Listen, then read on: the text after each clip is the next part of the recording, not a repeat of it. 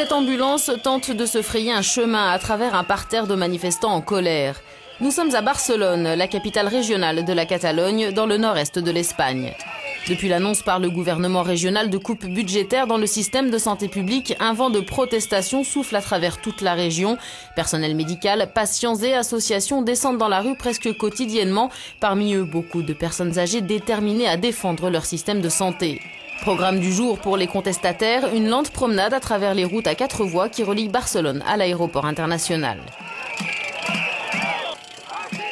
Souvent en tête de cortège, Antonio et son épouse Ursula. Le couple prend part à ces actions de protestation aussi souvent que possible. Antonio, qui a passé toute sa carrière dans l'industrie chimique, souffre d'un cancer. Il a déjà subi 4 opérations.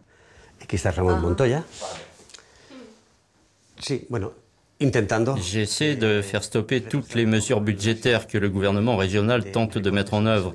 Des listes d'attente qui s'allongent pour les patients, cela signifie pour moi la perte d'un temps précieux. Je pense que ces coupes sont mauvaises et très dangereuses.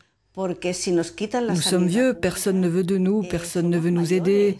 Et nous n'intéressons pas non plus le système de soins privés. Il ne veut pas des personnes âgées. Nous devons donc défendre notre système de santé publique, qui est meilleur que le privé.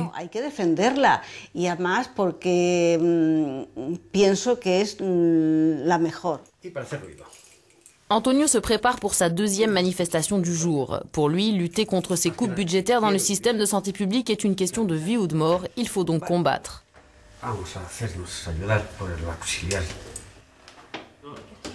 Plusieurs syndicats du personnel médical de Barcelone ont invité les manifestants à se réunir devant le siège du gouvernement autonome catalan. L'ambiance est électrique. Sur les pancartes, des caricatures du ministre catalan de la Santé, ce destructeur du système de santé publique, peut-on lire. D'autres régions espagnoles, mais aussi européennes, faisant face à des problèmes de budget similaires, observent de près le conflit catalan. Question clé, quelle est la bonne combinaison entre services de santé privés et publics? Antonio rencontre son ami Roger. Il est président de l'association catalane pour la défense de la santé publique. Roger accuse le gouvernement d'un agenda caché. Selon lui, ce dernier utiliserait ces coupes budgétaires d'urgence comme une base à des mesures de privatisation sur le long terme. Le risque que les médecins sous-payés passent du secteur public au secteur privé pour être mieux rémunérés. Les médecins et le personnel médical en général sont très en colère face à cette situation. Jusqu'ici, ils ont travaillé convenablement, ils ont fait des efforts tout le temps, mais ils ont quand même moins d'argent. Les salaires des médecins sont de plus en plus bas. Ici, en Catalogne, les médecins ont le niveau de revenus le plus bas de toute l'Espagne. Et l'Espagne, le niveau de salaire le plus bas de toute l'Europe dans ce domaine. La qualité des soins se détériore ici à l'hôpital à cause des coupes budgétaires. Les départements hospitaliers ont été fermés et la liste d'attente s'allonge. Les patients doivent désormais même attendre dans la salle d'urgence et durant plusieurs jours avant d'être transférés dans leur propre chambre.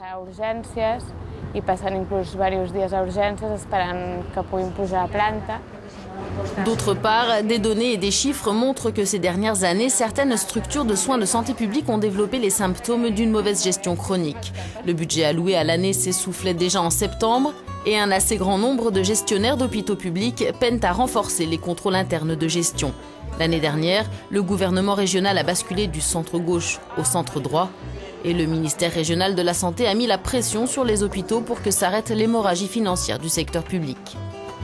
Ainsi, un tiers seulement du personnel médical à la retraite sera remplacé. Les techniques coûteuses doivent être utilisées de manière plus efficace et plus rentable. Les hôpitaux doivent respecter au chiffre près leurs allocations budgétaires annuelles. Le personnel médical ne pourra plus accorder qu'un temps limité à chaque patient. Autant de mesures destinées à économiser à court terme 1 milliard d'euros. En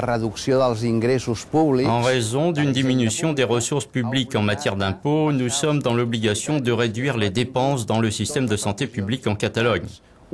Et cela a 2 conséquences. Premièrement, les salaires du personnel médical ont été réduits et les conditions de travail ont changé. Deuxièmement, les listes d'attente pour les patients se sont allongées. Mais en aucun cas, cela signifie moins de soins de santé pour les patients ou moins de services pour les patients dans le système de santé publique catalan. Le ministre catalan de la Santé rappelle qu'il n'y a aucune liste pour les patients atteints d'un cancer et que chaque liste d'attente est doublement vérifiée par les médecins pour éviter tout risque. Mais Antonio est loin d'être d'accord. Boi Ruiz ment quand il dit que nous ne devons pas nous inquiéter. Il ment quand il prétend qu'il n'y a aucun problème concernant des listes d'attente qui s'allongent. Il ment quand il assure que les malades sont bien soignés. Bien sûr qu'il y a des problèmes. Le jour où je devais me faire opérer, j'ai dû rentrer chez moi car il n'y avait pas d'anesthésiste à l'hôpital. Le cœur même de cette réforme à long terme pourrait donner lieu à une réorganisation de tous les hôpitaux. Ainsi, à l'avenir, chaque hôpital pourrait ne plus compter qu'une ou deux spécialisations et de nombreux experts sont d'accord que chaque établissement de santé propose toutes sortes de soins ne serait pas rentable. Ces 10 dernières années, les dépenses de santé publique ont augmenté de 40% par habitant en Catalogne. Et nous avons tout couvert. C'est un peu comme un miracle. Mais bien sûr, les miracles n'existent pas. Dans le reste de l'Europe, la prise en charge n'a pas une telle ampleur. Le problème que nous avons en ce moment en Catalogne se déplacera aussi dans d'autres régions d'Espagne. Nous avons trop dépensé. Toutes les régions auront besoin de coupes budgétaires. Nous devons faire en sorte que tout nouvel investissement, tout nouveau médicament remboursé par les fonds publics soit conforme à des critères mêlant coût et efficacité. Et les zones rurales sont aussi concernées.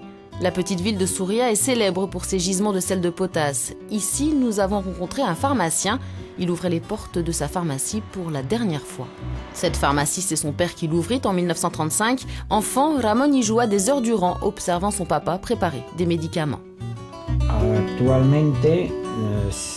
Jusqu'à récemment, nous recevions les remboursements du gouvernement avec 2 mois de retard. Nous étions en mesure d'y faire face. Mais depuis le mois d'août, ce retard a dépassé les 3 mois. Et pour nous, pharmaciens, c'est un réel problème pour payer nos fournisseurs en temps et en heure. Pour mettre la pression sur l'industrie pharmaceutique, une réglementation des prix a été introduite. Depuis 1996, les tarifs ont baissé, les marges ont diminué et les pharmacies ont fermé.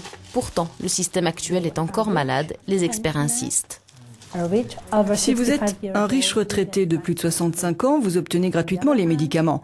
Par contre, quand vous êtes chômeur et que vous avez moins de 65 ans, vous payez 40% du prix du produit. Retour dans la banlieue sud de Barcelone. Les tours de ce quartier ont été construites dans les années 70 quand les migrants pauvres du sud de l'Espagne sont venus chercher du travail dans la riche Catalogne. Bellvitge, c'est l'épicentre de la protestation. Lorsque le gouvernement a annoncé la fermeture d'un dispensaire situé en bas d'un immeuble de plusieurs étages, des voisins se sont rendus dans le local pour l'occuper. Pour la plupart d'entre eux, des retraités remontés. Beaucoup de monde vit ici. Il y a beaucoup de personnes âgées, de nombreuses personnes handicapées ou ayant des problèmes de mobilité. Nous nous sommes battus 31 ans pour garder notre centre médical ouvert. Vu le nombre que nous sommes, nous aurions même besoin de 3 dispensaires. À la place, ils veulent fermer celui-ci. Les cours d'allemand dispensés par le Goethe-Institut à Barcelone sont bondés. L'établissement prépare des cours de langue spéciaux, l'allemand, pour les professionnels de santé. En Espagne, le taux de chômage chez les jeunes atteint 46%. Et l'Allemagne est à la recherche de main-d'œuvre qualifiée. Comment ces jeunes médecins espagnols envisagent-ils leur avenir ?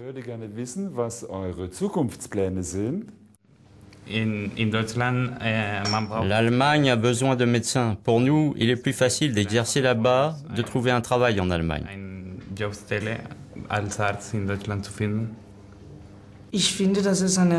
À mon avis, c'est une belle réussite de l'Union européenne que l'on puisse se déplacer librement partout et que nous ayons le droit d'aller chercher du travail ailleurs en Europe. Ici, la Catalogne, mais l'Espagne en général et d'autres pays en crise en Europe doivent aussi faire face à un autre problème, la fuite des cerveaux en matière de soins médicaux.